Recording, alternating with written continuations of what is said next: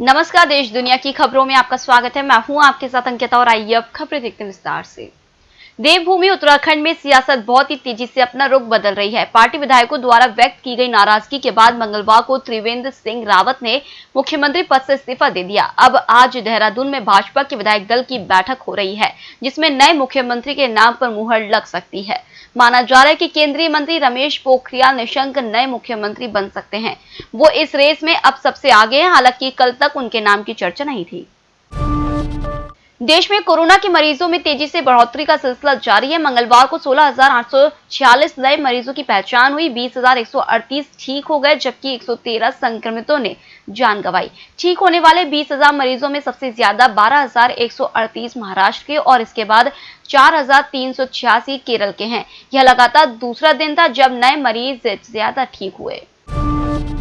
UP सरकार ने 8वीं क्लास तक के बच्चों को बिना परीक्षा दिए ही अगली कक्षा में एडमिशन देने का फैसला लिया है। इसके लिए उनका पूरे सेशन में किया गया प्रदर्शन देखा जाएगा। 2020 में भी 8वीं तक के स्टूडेंट्स को आंतरिक मूल्यांकन के आधार पर अगली कक्षा में प्रवेश दिया गया था।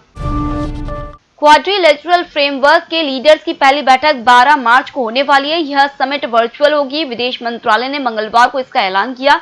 प्रधानमंत्री नरेंद्र मोदी के अलावा इसमें अमेरिका के राष्ट्रपति जो बाइडेन, जापान के प्रधानमंत्री योशिहिदे सुगा और ऑस्ट्रेलिया के प्रधानमंत्री स्कॉट मॉरिसन शामिल होंगे। समिट में भारत में कोरोना वैक्सीन के उत्पाद को बढ़ाने के लिए फाइनेंसिंग एग्रीमेंट का ऐलान किया जा सकता है।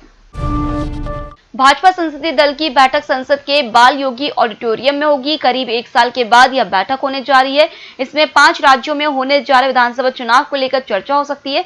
बैठक में पार्टी के वरिष्ठ नेता शामिल होंगे। सूत्रों के मुताबिक प्रधानमंत्री नरेंद्र मोदी बैठक को संबोधित भी करेंगे।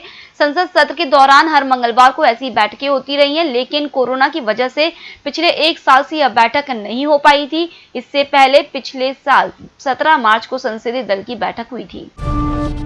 पड़ोसी देश पाकिस्तान को कोरोना की मेड इन इंडिया वैक्सीन मुफ्त मिलेगी। पाकिस्तान को global alliance for vaccine and immunisation समझौते के तहत वैक्सीन सप्लाई होगी। इसके जरिए पाकिस्तान को वैक्सीन के 1 करोड़ 6 लाख डोज दिए जाएंगे। पाकिस्तान के साथ सितंबर 2020 में समझौता हुआ था। इस समझौते के तहत दुनिया के कई देशों को वैक्सीन मुहैया कराई जाएगी। पाकिस्तान को इसी महीने वैक्सीन की डिलीवरी कर दी जाएगी। ब्राजील में कोरोना का कहर जारी है। यहाँ पिछले 24 घंटे में 1,972 संक्रमितों की मौत हुई है। यहाँ इस महामारी से एक दिन में जान गंवाने वालों का यह सबसे बड़ा आंकड़ा है। इससे पहले इसी महीने 3 मार्च को 1,840 लोगों की मौत हुई थी। पिछले 24 घंटे में ब्राजील में कोरोना के 70,764 नए केस सामने आए हैं। यह दुनिया में सबसे ज्यादा है। यहाँ अब तक कोरोना से 1 करोड़ 12 लाख संक्रमित हो चुके हैं। 98,83,000 ठीक हुए हैं और 1,68,000 लोगों की मौत हुई है।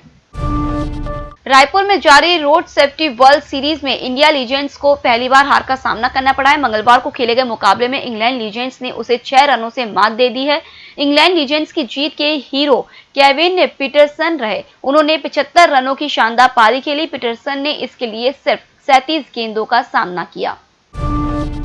सरकार ने पब्लिक सेक्टर की ऑयल रिफाइनिंग कंपनियों से कहा है कि वे क्रूड ऑयल की खरीदारी के लिए खाड़ी देशों पर निर्भरता धीरे धीरे घटाने के लिए दूसरे देशों का विकल्प तलाशे।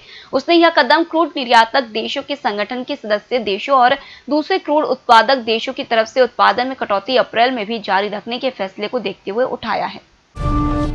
शेयर बाजार में बुधवार को लगातार तीसरे दिन बढ़त है। सेंसेक्स 343 अंकों की बढ़त के चलते 51,369 पर कारोबार कर रहा है। बाजार में मेटल सेक्टर के शेयरों में सबसे ज्यादा बढ़त है। एक्सचेंज पर 1,655 शेयरों में कारोबार हो रहा है। 1,265 शेयरों में बढ़त और 330 में गिरावट है।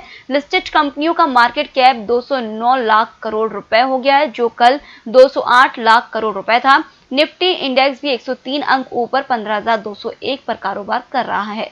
फिलहाल इस बुलेटिन में इतना ही। आप बने रहिए ईएमएस टीवी के साथ। नमस्कार।